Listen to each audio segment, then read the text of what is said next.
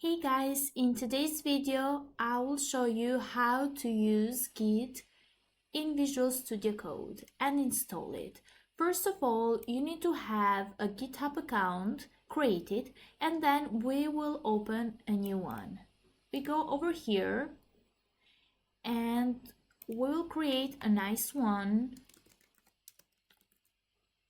a simple one, and we will make sure to make it public and to click add a readme file.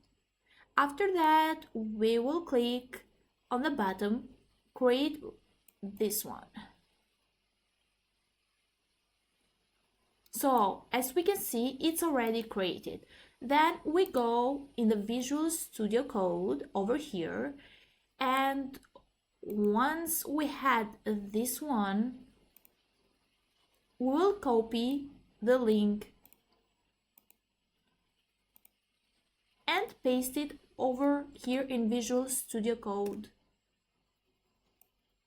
Here we have it. That's it. Once it's done, then it will work.